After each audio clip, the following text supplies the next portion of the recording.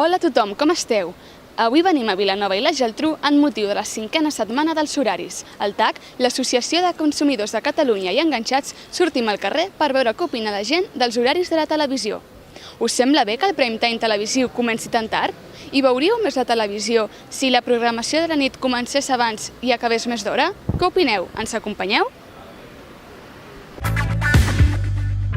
Bueno, creo que se debería cambiar el horario, empezar las series un poquito antes, porque muchas veces sí que hacen las series durante la semana y el día siguiente hay que madrugar. Jo matino bastant, i aleshores quan comença qualsevol cosa sempre són 2, 3 quarts d'11 del vespre, que per mi és molt tard ja. Sí, que es más tard.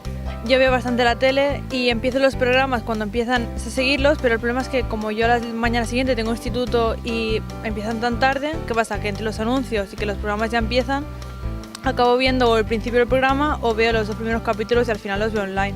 A mi aquest horari va bé perquè com que estic jubilat ara puc fer el que vulgui, no depèn, i a aquesta hora em va molt bé. Por el horario me va bien, porque es la hora que vamos llegando a casa, 10:30, 11.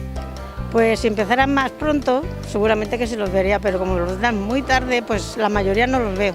Cuesta acabar de ver el capítulo que hay que ver, así que por mí sí, se tendría que cambiar y ponerlo antes. Si lo hicieran antes, pues sí que se podría ver y tal, y sobre todo que quiten muchos anuncios. Pero si fuera antes, mejor, ¿no? No sé. Pues sí, lo vería antes, la verdad. O sea, normalmente veo más programas de noche y lo vería antes. Si los dieran mucho antes, seguiría todas las series, todos los programas, claro.